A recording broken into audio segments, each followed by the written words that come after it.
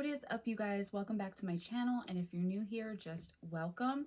My name is Gemma Jade, but today we're going to be talking about the abduction of Travis Walton. Why am I so excited? Because I don't mean an abduction in the terms you think of on a true crime channel.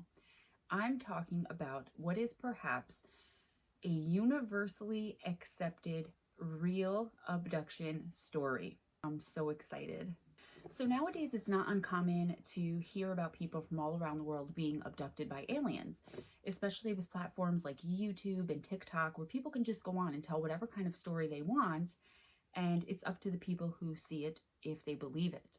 However, if you've been watching my channel for any length of time now, or even if you're new, you should know, and I want you to know, that I need facts, I need evidence, I need documented sources in order to take anything as credible, real, or true. So you may be asking yourself, like, how can there possibly be facts and evidence to back up an alien abduction, right? Especially one that took place in 1975. There's not going to be any video or any pictures of it. But I think you'll find that the evidence that I have that I believe is true and credible, and if after hearing the entire story you don't, let me know in the comments and we can discuss it. I think you might, even the skeptics might actually have to think about this one. There are certain things you can't deny. This one can easily be tossed aside and labeled as a hoax, like most can, and we're going to do more videos about abductions that I think are credible, but that's my opinion, but this is my channel, and you're always welcome to discuss with people and me in the comments and give your opinion, even if it differs. I can't wait to hear the different opinions. There was a combined over a dozen past lie detector tests, including some that were given to Travis and some that were given to witnesses. But without further ado, let's get into the entire story of the real, or I can do the alleged abduction of Travis Walton. The people involved were 6 very respectable, level-headed, career-oriented men, grown men who did not drink. Well, at least they didn't drink while they were working, and they were working this night. They did not do drugs. In 45 years, not one of these men ever changed a single part of their story when they would talk about it. I know I said I wanted to dive in, but I think before we go any further, just for anyone who may not know, let's look at what Wikipedia describes as an alien abduction. The definition. It says, quote, "Alien abduction is a personally held belief in which the alleged abductee describes subjectively real experiences of being secretly kidnapped by non-human entities, aliens, and is subjected to physical and psychological experimentation," end quote. So now, without further delay, let's jump into Travis Walton's alien abduction. Travis Walton was from Snowflake, Arizona, and he was about 22 years old when this event allegedly occurred. And I'm not going to keep saying allegedly. I'm going to go through the story as if it were fact. Again, feel free to discuss or debate with me respectfully in the comments. Travis was the kind of kid, young man who would ride his motorcycle too fast through town, and he got a reputation of being kind of a bad boy, right? There was this one time his friends recounted that they were driving on this lonely back dark road, and a giant bear ran right out of the forest into the middle of the road. And Travis, being Travis, jumped out of the vehicle and actually chased this bear. He didn't just run up and approach this bear, he chased it back into the woods. So just so you know the kind of guy Travis was, he was kind of, I don't want to label him an adrenaline junkie, but in my opinion and in a lot of people's opinions, that's exactly what he was. And it's important to know things like that as we go further, so it can kind of give you an idea of why Travis might have done some of the things that he did. Travis was also an amateur boxer, a bull rider, so just giving you a picture of what he was like as a person, his larger-than-life personality. When it came to Travis's friends, the people that knew him well, they just thought he was a fun-loving and loyal, fun guy to be around. You know, he was only 22 years old. He liked adventure, he acted a bit crazy, he kind of was the party. And honestly, to me, even though this was 1975 and I wasn't even born yet, it sounds pretty typical of young men about that age, even today in 2021. He was known as an all-around good guy, despite having maybe a little bit of a troubled reputation around the town of Snowflake. You know, a town called Snowflake, and you have a guy chasing bears into the woods and riding bulls. I don't know. Maybe the people that didn't know him so well put a stigma on him, and you guys know how I feel about that, and maybe judged him a little bit. But to his friends, he was credible, he was responsible, if a bit crazy. So now that we have an idea of Travis, his personality, and his reputation, let's move forward. At this time in 1975, Travis worked as a logger, but the company was basically he and 6 of his friends who would get contracts to go out and clear trees in the forest. His friend Mike Rogers is the one who actually ran the operation, and keep that name in mind because he is a part of all of this. All these men are, although I do not have every single one of their names. I mean, they were a really small operation. These guys actually used axes and chainsaws and threw everything in the back of this really small truck that they all piled into, all 6 of them. It was like a one-man operation, but with 6 men. So think about it. Strong, burly, big guys, lumberjacks, basically, right? And the old-fashioned kind, too, that use the hand tools like axes. No equipment or machinery, all basically done by hand, by strength. So again, these were really strong men, physically. When speaking about this event later on, Mike Rogers totally defended his story, the story of the other crew, and even Travis's story, because he said that he was kind of the leader of this logging operation, and he didn't hire people, whether they were friends or not, who weren't level-headed. You had to be physically fit. You were in the forest sometimes hours and hours at a time. You were doing very, very strenuous labor. You couldn't have anything kind of wrong with you in the head. In order to efficiently and effectively do their job, they had to be level-headed and clear-headed. So basically what Mike's saying is he never would have hired these 6 guys to work with him if he didn't believe that they were sound of mind and physically fit, and if they were able to keep a safe work environment. No recklessness. So even though Travis was known as being kind of reckless and a bad boy and adventurous, he wasn't that way at work. He was responsible and smart. The way he saw it was the physical strain could cause a not so mentally balanced person to kind of snap. And I know I'm droning on, but that's what I do. I like to give you all of the information, everything that was said. Moving on. On November 5th, 1975, Mike Rogers was given a contract to clear out 1,200 acres of land inside the Apache Sitgreaves National Forest right there near Snowflake, Arizona. Mike said right off the bat, he told this small crew that it was a massive undertaking for their small company, for the little equipment that they had, and for them, if they wanted to get the job done correctly and on time, to expect to be working very, very long hours. All the men agreed that that was fine with them. They were like, well, yeah, let's go get it done. So despite working all these hours all day long, doing everything by hand, but going as fast as they can, with hardly taking any breaks, by the 3rd day, the men were still behind schedule. So by the end of the 3rd day, the men had just worked pretty much nonstop at an extremely grueling pace, which was super stressful. They were all ridiculously exhausted. By the time they finished up, it was really, really late at night, and they were just mentally drained, physically, obviously very exhausted, and wanting to really rush to get to their homes, to clean up, and I assume to go to sleep. So when they're finally done, all 7 of them help to clean up, load the truck, and they all get the equipment packed and they all pile in for the drive home.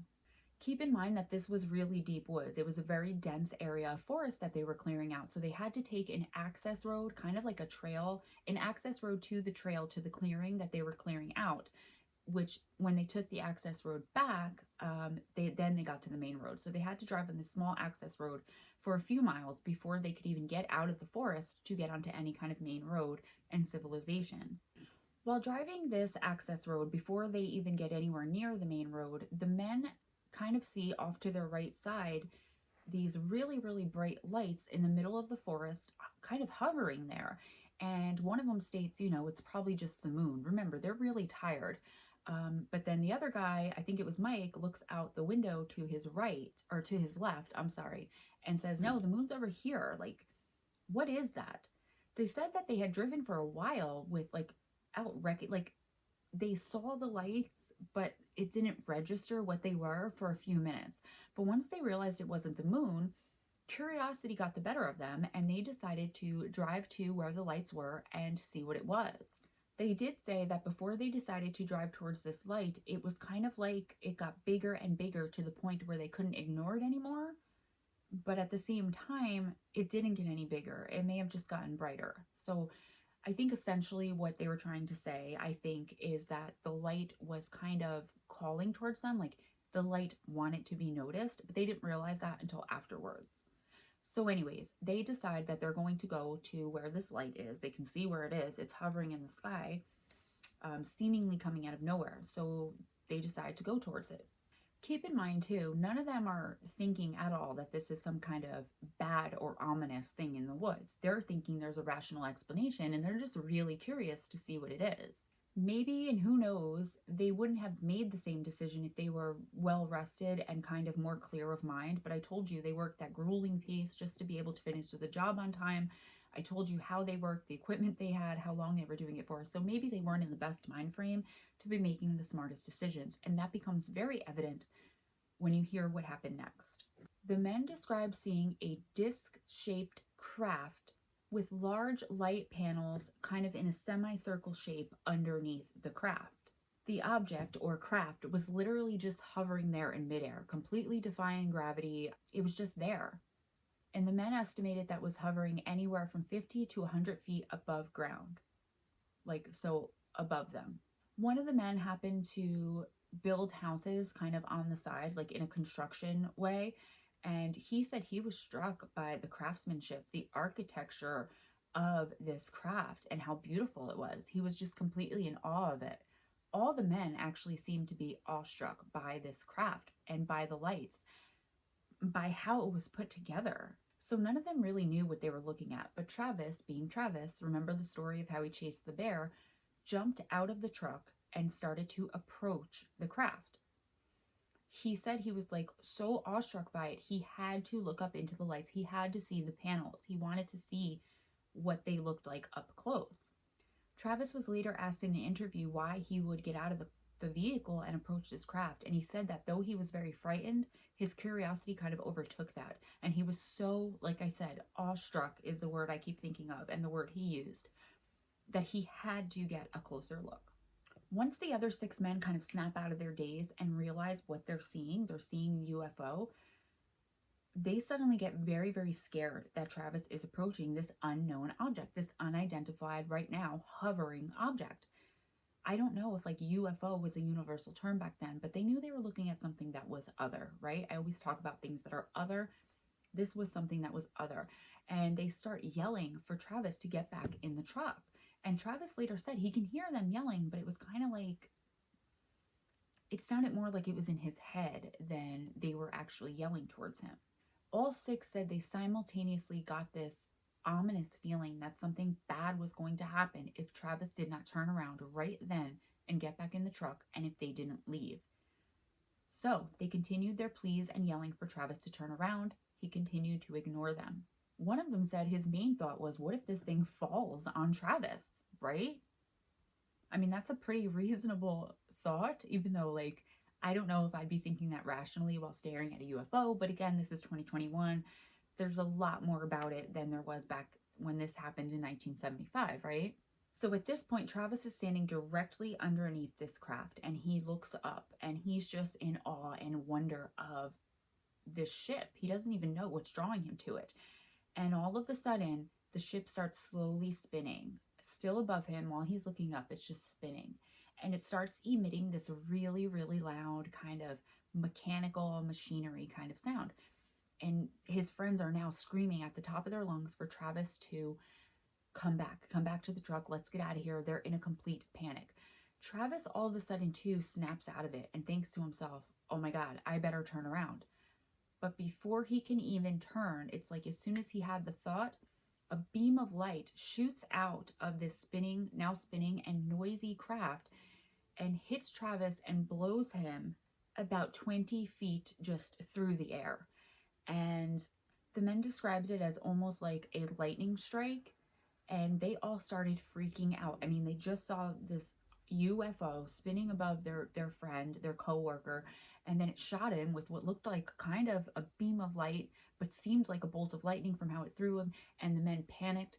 They all started crying, and they decided to leave. And they turned around and they started to take the access road back to the main road, figuring they would go get help for Travis instead of getting out themselves and being like sitting ducks. They were all hysterically crying, as I said. It was super emotional. They were scared. They were in fear for their own lives. They were worried about Travis. All of a sudden, though, again, as they're driving, Mike Rogers has a change of heart, and he stops the vehicle and he tells the other men, the other 5 men, look, I'm going back to find Travis. If y'all want to get out of the truck and wait here, that's fine. But I'm going directly back there and I'm going to find Travis. The friends don't want to go back, but they don't want to be, again, like sitting ducks in the middle of the forest either. What if that ship comes and, zaps them? So a little bit begrudgingly, not really reluctantly, but a little begrudgingly, the men decide that they're going to stay in the vehicle and turn around and go back for Travis. This was only, I think, like 8 to 10 minutes that had passed from the time that they had left Travis after he got struck by this beam and turned around. Don't quote me on that, but I'm pretty sure that's what I read. For some reason, I didn't put the time frame in my notes. Womp womp. The men are all thinking the same thing at this point, that there's no way possible that Travis could have survived that blast. But again, they're going to go back and see anyway. What if, he needed medical help immediately and they left him there, and by the time they went and found a payphone, because this is 1975, guys, Travis, that amount of time that they wasted, Travis had passed away. They were thinking of all these things in rapid succession while hysterically crying, shaking, fearing for their lives, fearing for Travis. I'm sure with as exhausted physically and mentally as they were from the work they had just done, I don't envy their position at all. And I do admire and respect them for going back for him. Once they got back to the exact spot, however, there was no UFO. The ship wasn't there anymore. There was no sign that it had ever been there. And they search and they search and they search. They can't find any trace of Travis or this unidentified flying object. Mike starts uncontrollably crying because he feels like they never should have left Travis. Even though they went back, he has this overwhelming guilt that he feels like whatever happened to Travis happened in the time that he was flooring it out of there and just kind of bails. But there's no way of knowing that. You know what I mean? He shouldn't carry that guilt because he doesn't know. So after looking for Travis for a little while, the men decide that they need to give up and go directly to the authorities to get a search party or a search team. They need to tell the authorities what happened and get a search party out there, get authorities involved to start looking for what they expected to be Travis's body, because again, they thought there's no way he survived this. Don't think for a second though, guys, that they didn't realize how bad this was going to look on them or how bad this was going to sound. UFO abduction was not, and I don't think is now, widely accepted. I mean, they knew how it was going to look, but they figured, how bad could it be? We're telling the truth, so they're never going to find evidence that we did anything, and we have to do what we can to find Travis, whether he's dead or not. So the men get back into their truck and they take the access road up to the main road, and they pull over on the main road at the first payphone that they see. It's 1975, guys, remember.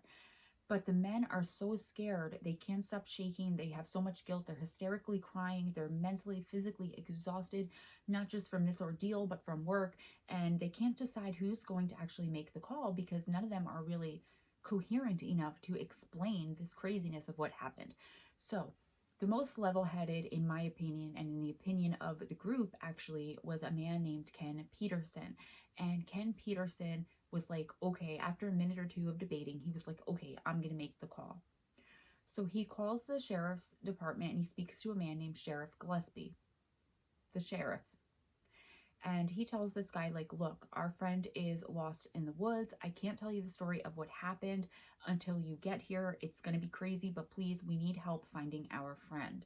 He explains how they are a crew who was clearing out, 1,200 acres, and explains all of that, but he leaves out the story of the UFO. He just says that his friend is missing and that he will explain when the sheriff gets there. So within like a few minutes, Sheriff Gillespie and his partner Ken Copland arrive at the main road at the payphone that the men called them from, and the sheriffs follow the men in their vehicle to the spot where Travis went missing. Upon getting out of the car, the sheriff tells Ken to immediately to start explaining what happened, that their friend ended up missing or lost in the forest. Ken, being the most level-headed one and trying to keep his wits about him, tried to stutter out an explanation that didn't involve using the terms UFO, craft, alien. You know, he did the best he could, but it wasn't making much sense. Because without those words, how are you getting to the meat and potatoes of the story? How are you getting to the heart of the matter, right? He came off as being evasive right from the door. So, in the middle of Ken sputtering and stuttering, trying to avoid using these words, Mike Rogers jumps in and just tells the entire thing. He tells about how they saw the lights, they thought it was the moon, it wasn't. They went to the clearing, Travis approached it, it started spinning, making a crazy noise. It struck Travis, blew him 20 feet in the air. They drove away, they came back, then they went to call the sheriff. He tells the entire story from the time they finished clearing to the time that they made the phone call to the sheriffs. Now, obviously, the sheriffs are extremely skeptical at this point, but the one thing they know for sure is that these 6 men look extremely stressed and absolutely terrified. So they know that something happened here. They don't believe that there was any craft, or they don't believe the story at all, but they believe that something happened that was enough to really shake these grown, seemingly level headed men up. The first thing Sheriff Gillespie and Ken Copland do, though, is search the car and search each individual to make sure they weren't drunk or using drugs. They also performed field sobriety tests on each of the men, and each man, all 6 of them, passed. Sheriff Gillespie later stated that while he didn't believe a word of what these men were saying, as I said, he knew that something happened, and he thought that he would go along with it so that when they found Travis, the real story of what these men did to him would come out when they examined or spoke to him or examined his deceased body. So he figured he'd just play along to find Travis or his body so that the evidence would speak for himself, because he thought these men had either done something to Travis or murdered him and hid the body and were using this elaborate story to hide a crime. He also admitted to thinking this was the absolute worst cover story he had ever heard in his entire life, that he thought in the moment that it was pretty much laughable that they were even trying to pull the wool over his eyes in this way. Like, surely they could have come up with a better story. A few hours later, by the time the sun started coming up, because this happened kind of in the middle of the night, around that witching hour, there was already a huge search party put in place by Sheriff Gillespie and Ken Copland. I want to say by the sheriffs. If Ken Copland was Sheriff Gillespie's partner, that means he's a sheriff too? I'm just going to say the sheriffs. The sheriffs were leaving nothing to chance when it came to finding Travis Walton and, in their minds, finding out the truth. They had the crew themselves, they had a bunch of other police officers, sheriff's officers. They brought in scent sniffing or scent identifying, whatever they're called, dogs. They had hundreds of volunteers. They were leaving no stone unturned. After extensively searching for hours and hours, though, nobody came up with anything, not even a hair from Travis's head, and the sheriffs were getting really aggravated. So Gillespie and Copland approach the 6 crew members, and they're saying things like, why don't you tell us what really happened and lead us to Travis and we'll take it easy on you, and things like, we know you did it, we know you did something to him, did you murder him, where's his body, you want to do yourself a favor and tell the truth, all those kinds of things, flat out accusing them, because the sheriffs were really pissed because they thought this was a waste of resources, and like, enough is enough now. They didn't find him, where is he? But of course the men denied this. They were like, we didn't do anything and we told you what happened.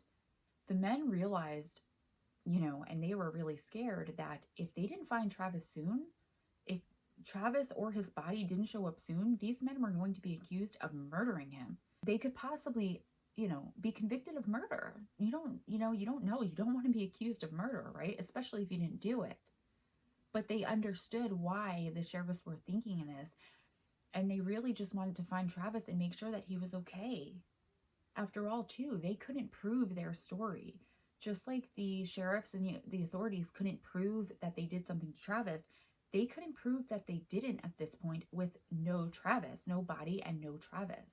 So it was a really scary situation on top of the already terrifying situation they were in. Again, I don't envy their situation at all. So the crew members, everybody had gone home and showered and changed and slept for a little bit, and they came back to join the search party. And the 6 crew members notice there are these 3 men dressed in red, and they have these machines that look like those metal detectors that, people walk around on the sand with or on the grass.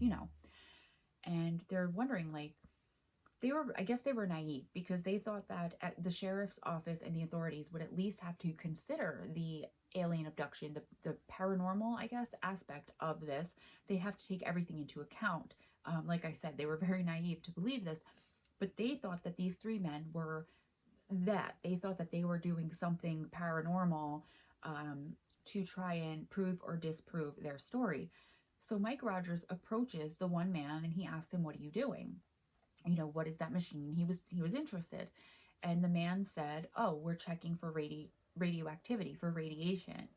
Mike asked them what organization he worked for, and the man refused to answer. He just kind of kept repeating that they were checking for radioactivity over and over again. Like every question Mike would ask, this is what the guy would say, and nothing more. Mike had a thought, and he seized the opportunity because he figured he and the other 5 crew members were close enough to the craft and to Travis that if there was radiation, it would be on them too. So he tells this to the man, and the man, waves a little wand or whatever it was at him and says, "Nope, you're negative for radiation," and keeps on walking. Then Mike remembers that they had all gone home and showered and changed, so their clothes and what they were wearing wasn't available, and they had washed themselves. However, they were wearing hard hats still when all of this went down, when that blast came out. So he asked the man if he would check the hard hats. He doesn't know why this is important that the guy find radiation, but he's trying to help out because, again, he thinks these are the guys that are going to prove their story.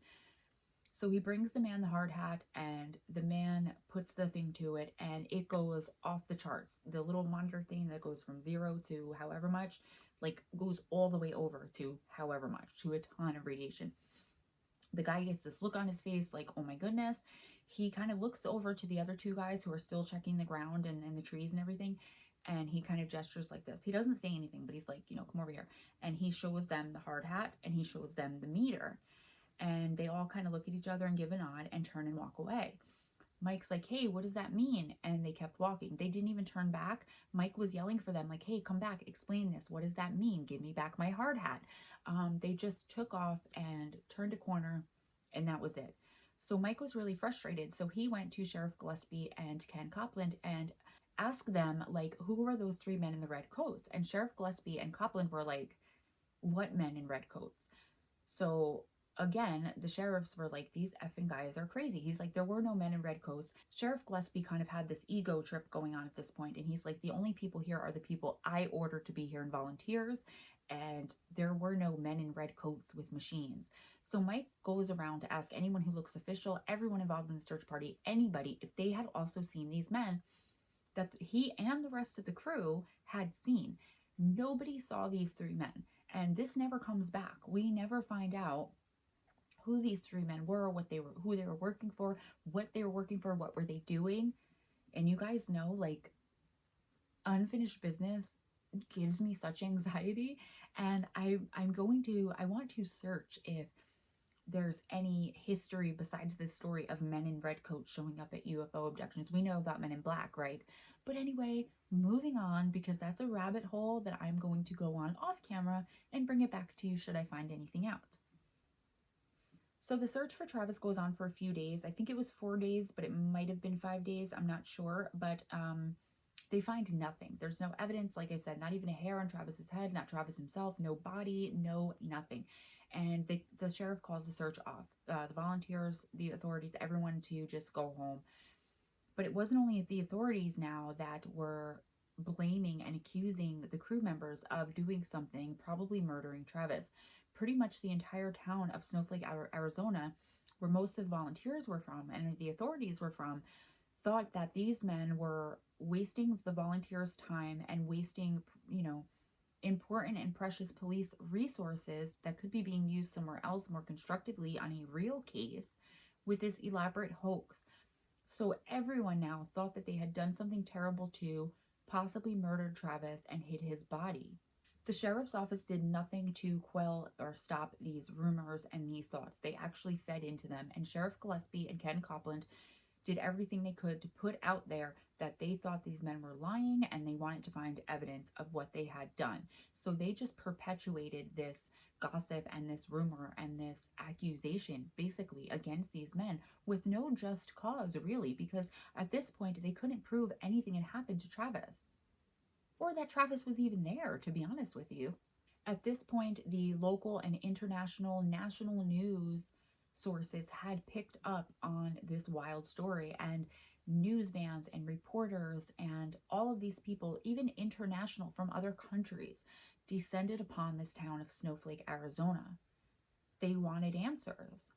It was sensational from the very beginning. If things went viral back in 1975, this definitely would have went viral. Believe me, it was hugely sensational as it was, and the press definitely sensationalized it more, as they always do.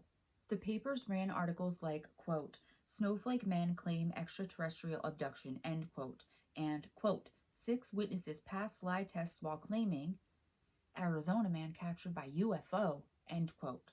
Another article that I thought the headline was a little funny was, quote, "Saucer's ray struck logger, witnesses say," end quote. So it was a really big story, and the men had been given at this point and passed several lie detector tests. One lie detector test by one man, and I'm not sure which one, came out inconclusive, and that could always be nerves. That doesn't prove that he's lying, and plus the other 5 passed. All 6 of them passed over a dozen lie detector tests combined, with one being inconclusive. And that, again, could have been nerves, it could have been stress, it could have been anything. The thing was that made this story even more sensational and more kind of,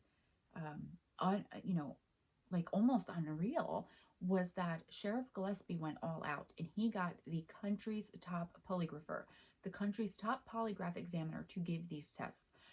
And when he was done, the examiner told the sheriffs and the media, whoever he was supposed to tell, that these men not only passed, but they passed in like the 98th percentile.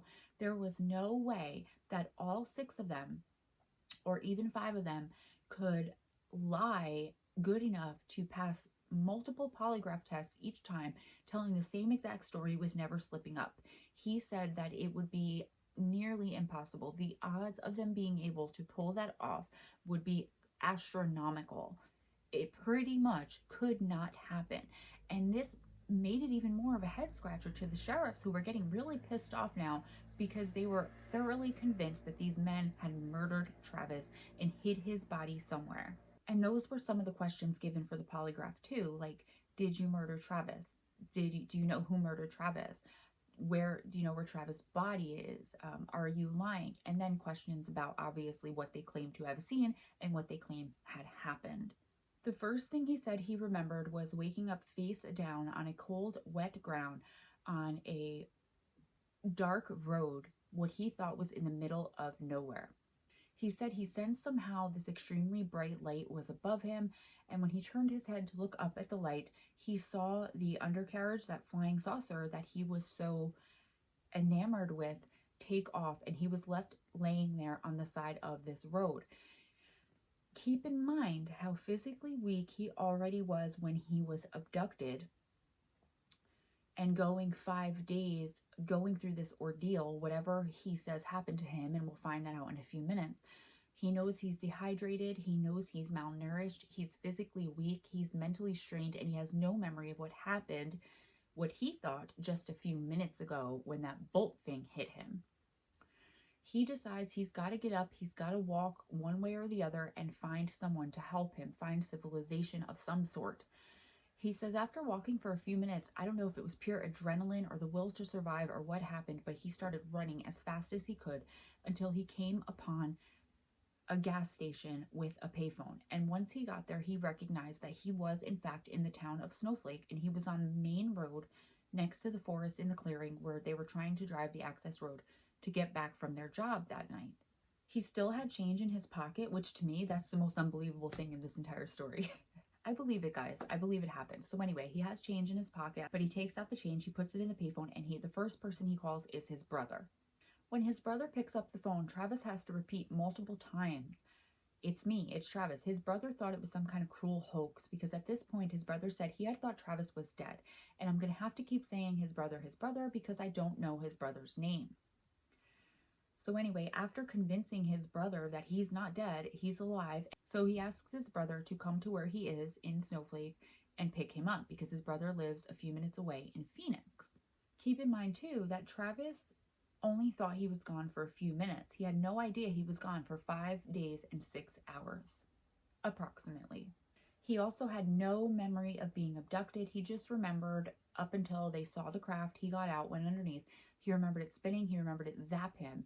And then the next thing he remembers is laying on the side of the road. So when his brother is asking him what happened, this is what he's telling his brother. So his brother's just so happy that he's alive and back, but he's also concerned about his health. When he comes to pick him up and Travis gets in the car, his brother is like, "Oh my God, dude, like you look horrible." So he decides the first thing he has to do is not alert the authorities because then the press is going to get involved and it's going to be even more mental and physical strain on his brother. So he decides to take his brother out of Snowflake into a hospital in Phoenix. When they show up, the doctors, the nurses, everyone knows who Travis is, and Travis's brother begs them to be discreet, at least until they're able to leave the hospital.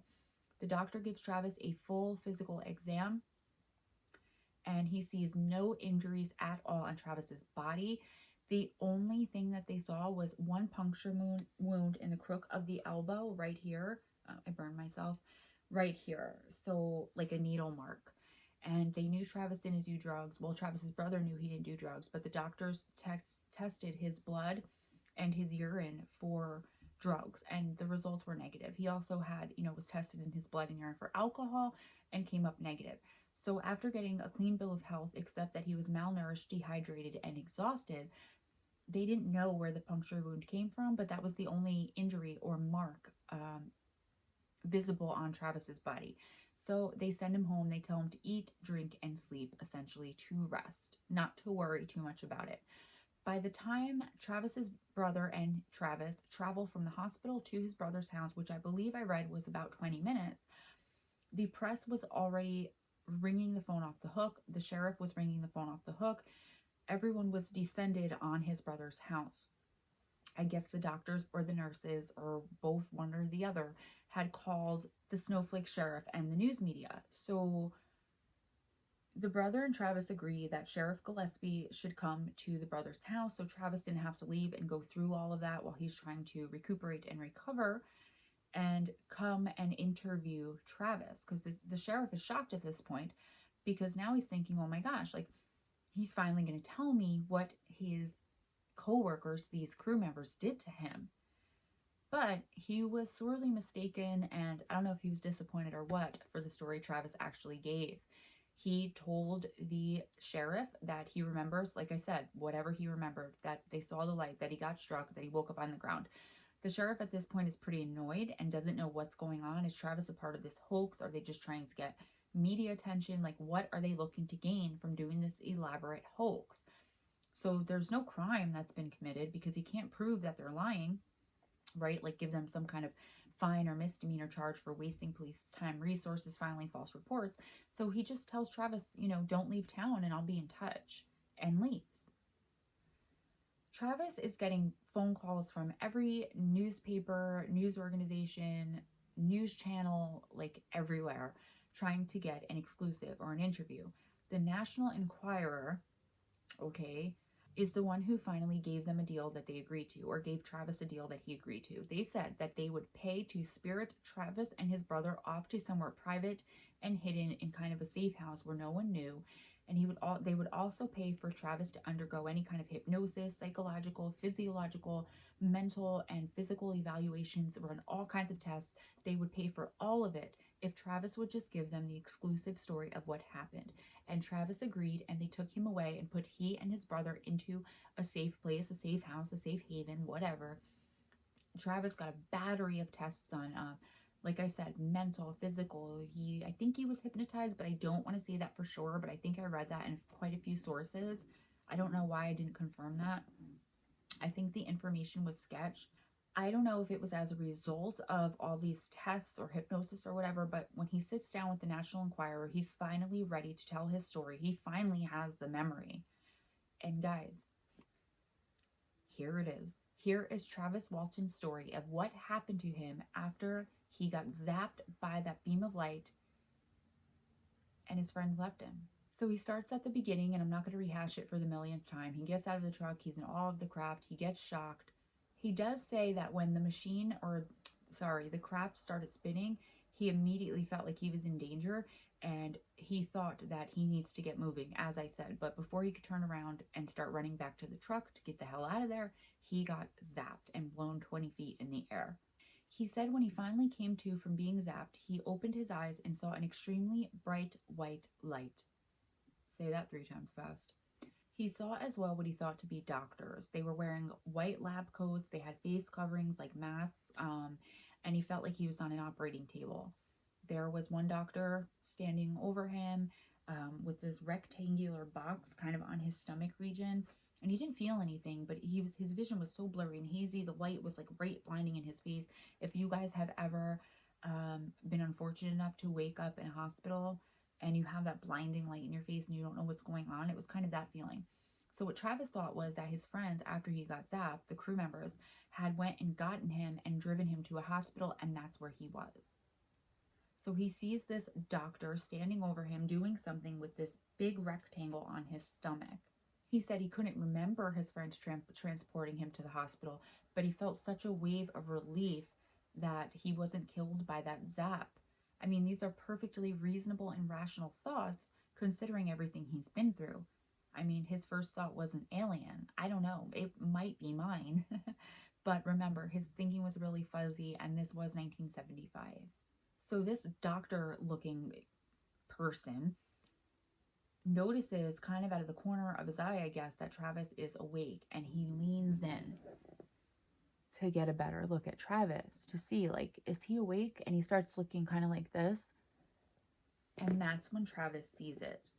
This is not a human doctor. He says the thing was about 4 foot tall with gigantic all black eyes, black iris, pupil, and sclera. Remind you of anybody? BEK much? So anyways, at this point, Travis absolutely freaking panics. He jumps up, he grabs all the wires that are in him, rips them out, and he jumps off this operating table, kind of stumbles off of it, and grabs the first thing he can, which is some unknown tool. And he notices that there are 3 other doctor-looking humanoids that look exactly like this one, 4 foot tall, standing there. And they all just turn to look at him. And he's standing there wielding, and they all start walking in unison towards him while he's wielding this thing. So Travis, they're all looking up at him, and they're walking kind of with a purpose. So Travis just keeps trying to fight them off with whatever this unknown object is in his hand. All of a sudden, though, all 4 of them stop walking, turn, and walk out of the room. So Travis, kind of gets it together a little bit and decides to follow them before they can lock him in this teeny tiny room. So he looks after them, and he sees that they walk down the hall and they turn to the left. Now Travis's eyes are starting to see very clearly now, the blurriness, the lights out of his eyes, and he's starting to comprehend that he had possibly been abducted by aliens. So he decides he's got to get out of there. So he makes a left out of the room down the same hallway that the figures went, but instead of making a left like they did, he makes a right. So Travis ends up, after making the right, in another little tiny room that's completely empty except for a chair right in the middle of it. He, cautiously checks the chair. There's nobody in the chair. And he said the room was like all around edges, nothing sharp or anything like that. Kind of like a padded room, but not padded, if that makes any sense. It made sense to me. I don't know how to explain it. So Travis decides to start kind of like putting his hands all over the walls, trying to find a doorknob, trying to find something he can push. He can't find anything after checking all the walls, the ceiling as best he could. And he notices there are buttons on the chair. So he starts randomly pressing all of these buttons on the chair, and still nothing happens. So Travis looks up at the door he came in to try to think of something else to do when he sees a human man. A human man wearing one of those astronaut suits, like a space suit, like the one that you always see Neil Armstrong wore on the moon, that astronauts wear. And he was like, oh my God, thank God you're here. He thought that this man was there to save him. I mean, it was another human being. But as he approached the man just stood there perfectly still and silent, staring, what seemed to be staring at Travis. But as Travis approached the man, he said he had this like glazed over, far away look. Like he was looking at Travis, but not like he was looking through him or whatever. The guy was definitely not all there, but he turns and kind of gestures for Travis to follow him, and Travis does. And the entire time they're walking, they walk through like this hangar where all of these ships, like the one Travis saw, the one that zapped him, the one that he figured now he was in, of all different sizes, are just hovering in the air in this hangar. And even though he's not getting any kind of response, the guy isn't even acknowledging that Travis is behind him. Travis is following him, thinking that, okay, albeit this guy's a little freaking weird, he's here to help me. He's a human. He's like me. So he's asking the guy, what is this place? You know, what's going on? What are these ships? Blah, blah, blah. The guy's not answering. The guy leads him into another small room where there are 3 other human men. These weirdo, kind of glazed over, look right through you in their eyes, crazy eyed humans wearing spacesuits in there too. And Travis starts walking towards them like, oh my God, maybe you can tell me what happened. He didn't care that they were weird. He just was so relieved to be around humans. He thought for sure they were going to save him. That's when the 3 humans that he just walked in and approached grab him. And Travis is now fighting because he's like, what the hell are you doing? Why are you grabbing me? Let me go. And they put him down on another operating table, and he remembers being held down. And one of these humans took like a gas mask and put it on his face, and he said he immediately blacked out. And the next thing he remembers is he was laying on the side of the road, and the ship had just left from above him. That is freaking scary, guys. Oh my goodness. So after he does this exclusive interview with the National Enquirer, his story finally gets out, and he does interviews. He does a lot of interviews. He wants to get his story out there. He doesn't care if he comes off as not credible. He knows what happened to him, and it was traumatizing and scary.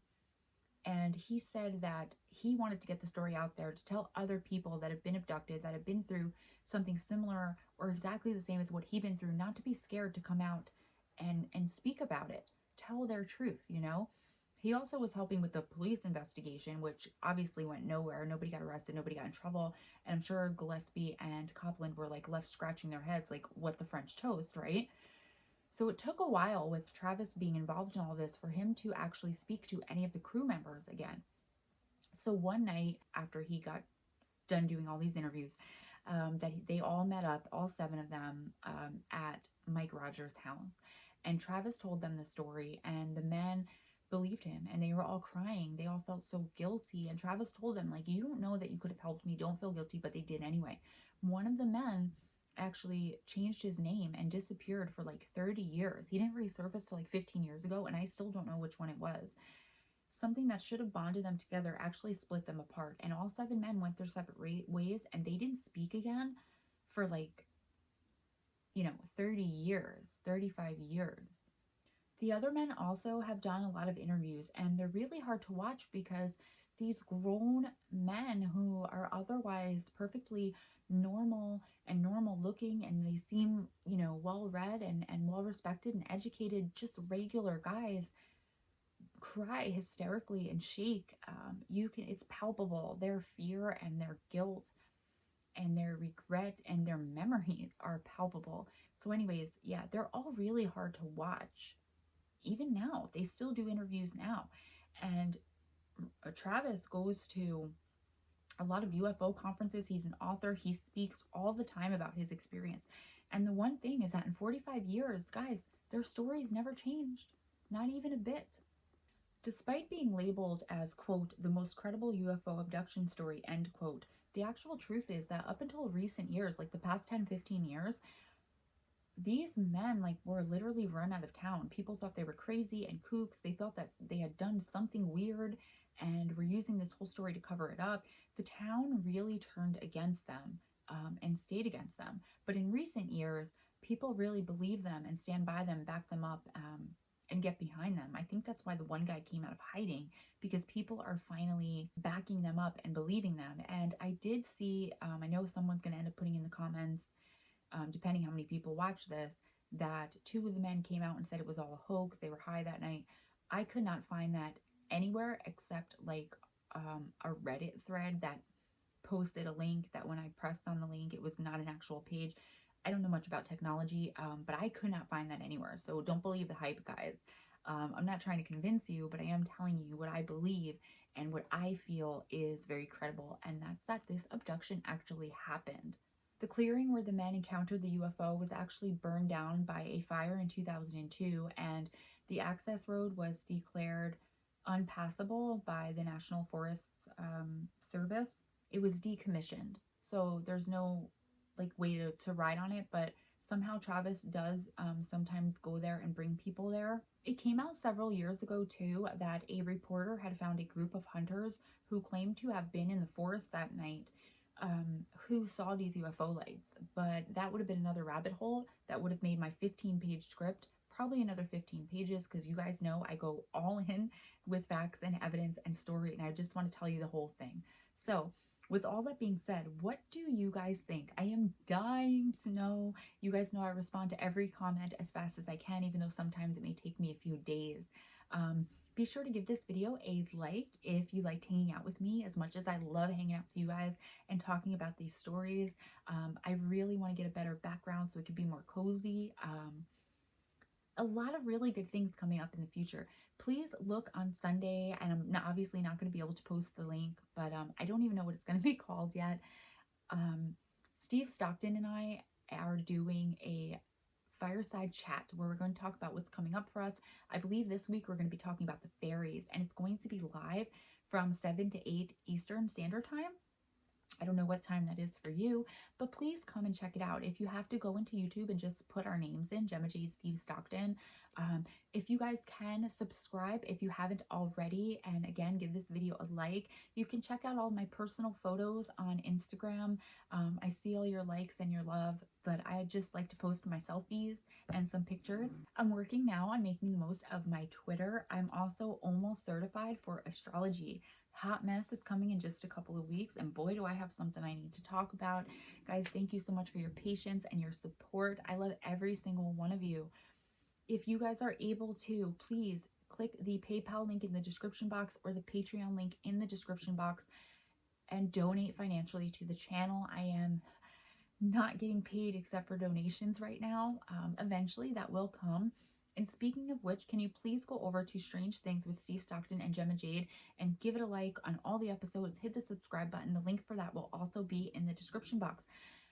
I really need your support, guys, financially or otherwise. I understand that everyone doesn't have it to send money to me, you know, to help me get better equipment.